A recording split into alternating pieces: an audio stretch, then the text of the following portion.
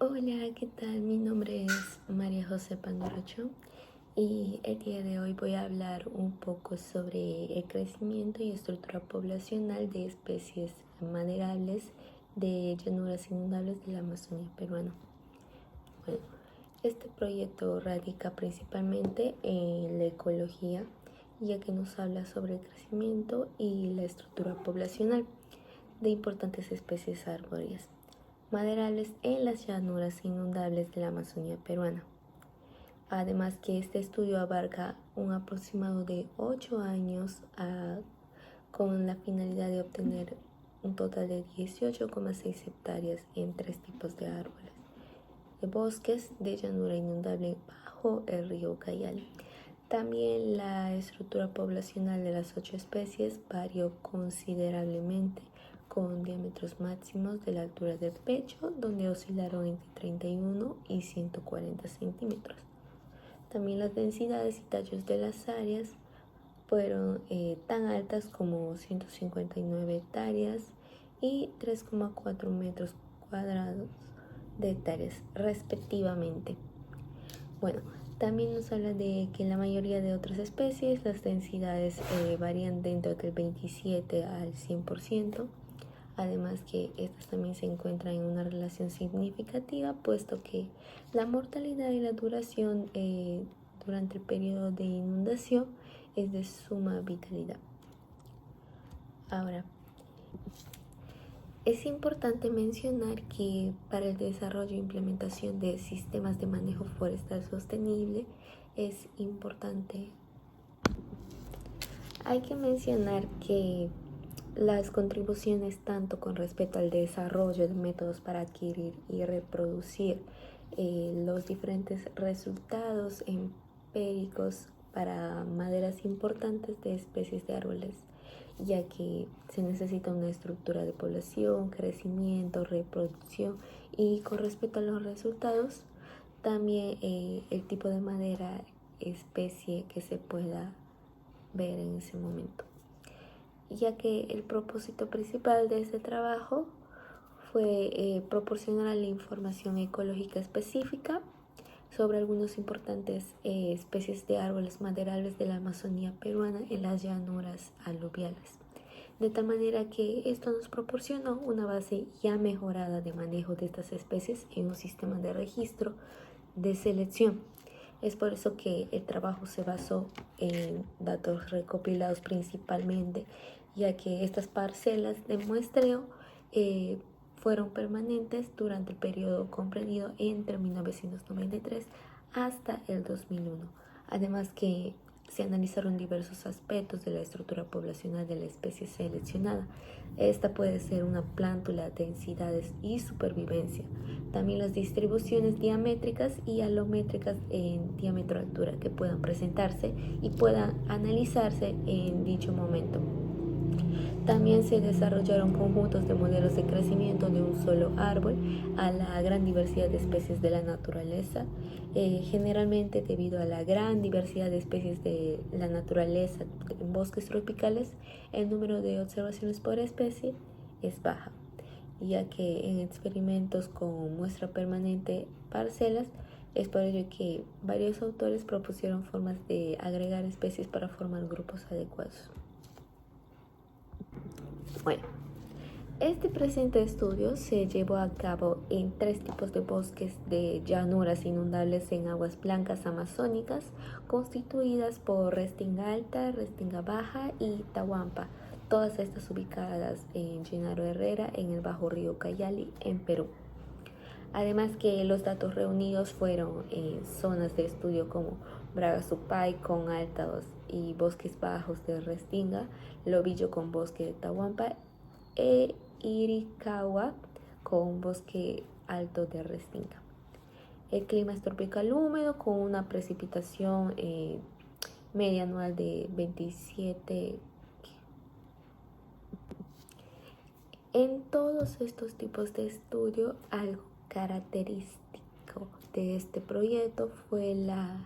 gran cubierta vegeta forestal, que caracterizó por una dinámica a fase claro con densidades de árboles y áreas basales de aproximadamente 500 hectáreas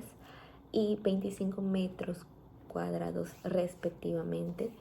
siendo todas estas árboles con un diámetro a la altura del pecho mayores a 10 centímetros. La altura del dosel principal eran de unos 30 metros y se produjeron emergentes dispersos con alturas superiores a los 40 metros.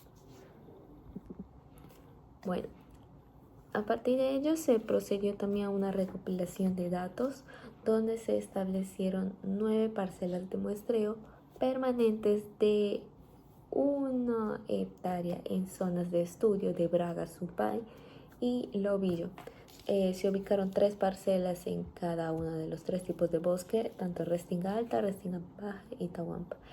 Los árboles y lianas también extendían un diámetro de 8,5 centímetros, medido como diámetro a la altura del pecho, según Alder y Simon, que fueron los autores principales de este proyecto, que marcaron permanentemente con etiquetas de aluminio numeradas ya. Cabe mencionar que este trabajo se realizó en 8 distintas especies de árboles maderales, entre ellas, como podemos ver en la imagen, que es la Guateria sp, la Terminalia oblonga, la Guara crepitas, Guarea macrofila, Maquira coriacea, Virola elongata y Virola pavonis, también la Miquartia guianesis. Todas estas especies fueron fuente de estudio para poder determinar los parámetros de estudio de este presente trabajo. Ahora,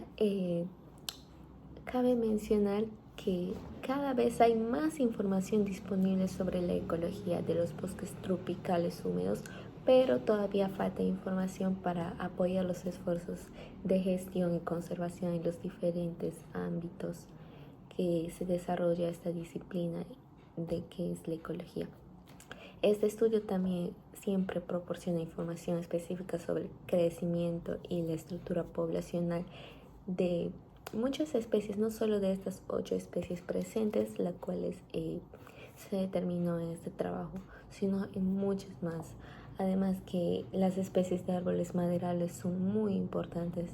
y cuentan también con amplia distribución en los bosques neotropicales. También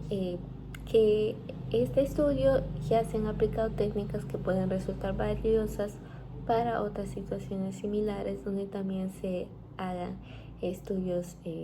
respectivamente sobre estos. Ahora, quiero hablar sobre las plántulas.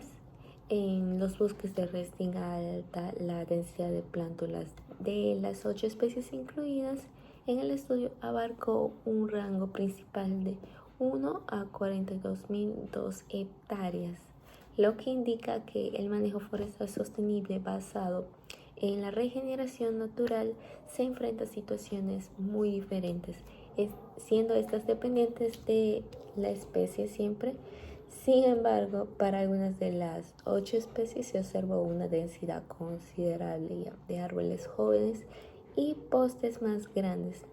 por lo que se tuvo que reducir la necesidad de reclutamiento inmediato antes de que se talen los árboles madres potenciales, que son la fuente de estos bosques. Además que la mortalidad de las plántulas en los bosques altos de Restinga generalmente coinciden con el periodo de inundaciones.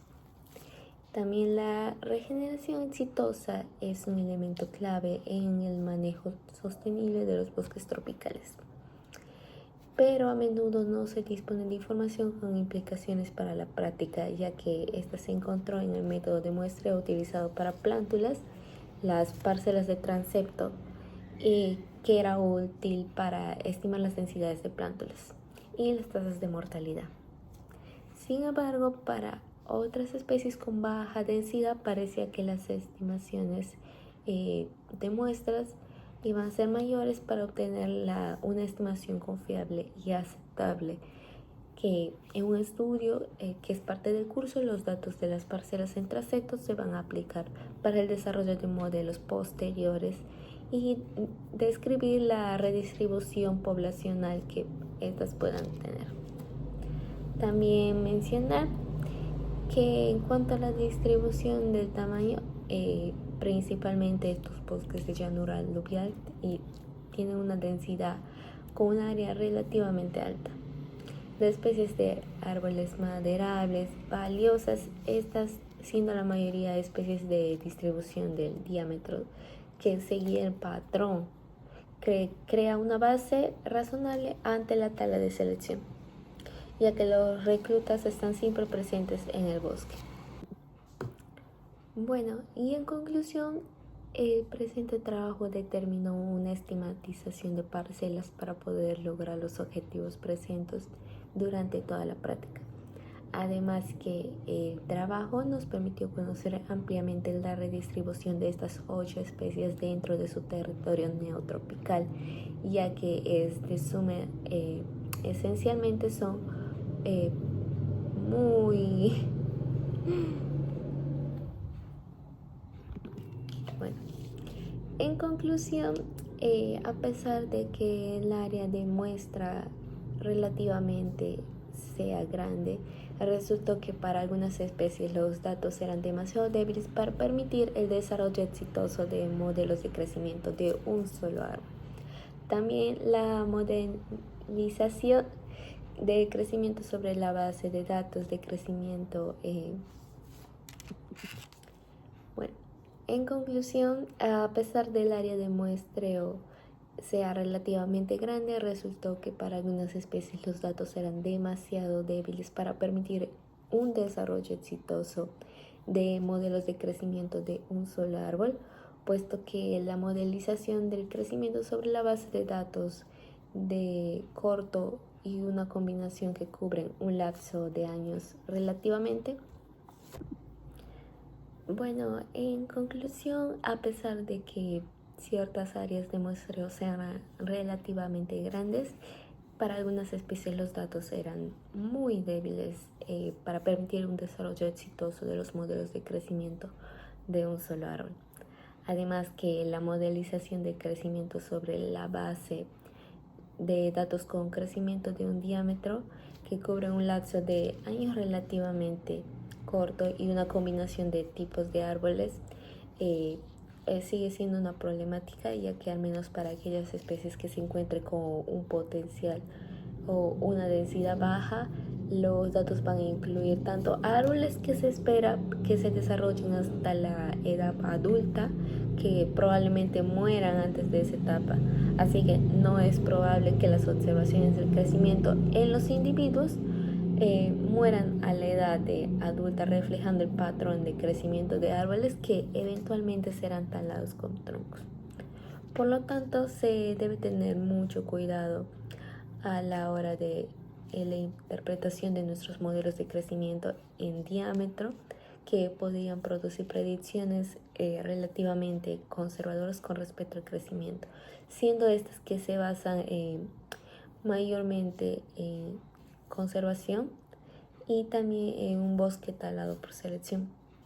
ya que siempre los modelos se van a basar en los mejores datos disponibles. Y actualmente, siempre que los parámetros del modelo del índice de competencia sean utilizados y se ajusten a las supuestas condiciones del bosque talado por selección, los modelos presumiblemente podrán producir una descripción decente de la realidad. Y algunas características sorprendentes de los modelos de crecimiento de diámetro siempre van a ser relativamente lentas, así como la disminución duradera de las tasas que puedan afectar el crecimiento en diámetros grandes. Y también que siempre el patrón de crecimiento de los árboles de las especies ya seleccionadas que sobreviven y crecen hasta la edad adulta, estas van a poder ser una explicación probable de por qué los modelos resultan en desarrollos que culminan un tamaño relativamente grande. Es decir, estas características van a verse afectadas de la naturaleza del conjunto de datos y también de los métodos aplicados más que una característica propia. Finalmente, también mencionar que la guatería SP fue uno de los índices que enfatizaban la vecindad más cercana de un árbol, generalmente produciendo un mejor ajuste al modelo que aquellos incluían en los árboles más lejanos, y esto puede explicarse por el hecho de que son copas grandes y anchas, y por otro lado la enlogata y la pavonis también son árboles comparativamente delgados, y para estas especies los índices de competencia de amplio rango fueron más apropiados a las correspondientes versiones de rango cercano. Y que a pesar de estas dificultades de modelado de crecimiento de este estudio, los resultados sugieren que es posible preparar modelos que incluyan índices de competencias para muchas especies sobre la masa de datos de recopilación en parcelas y muestreos permanentes. También los modelos van a proporcionar una idea sobre la productividad de las poblaciones de algunas especies maderales muy valiosas en diferentes condiciones, que se van a poder usar para evaluar el nivel de producción sostenida y también formar una base ya parcial para la planificación del manejo forestal que se debe realizar para implementar una gestión sostenible en los bosques tropicales. Eso sería todo. Muchas gracias por su atención.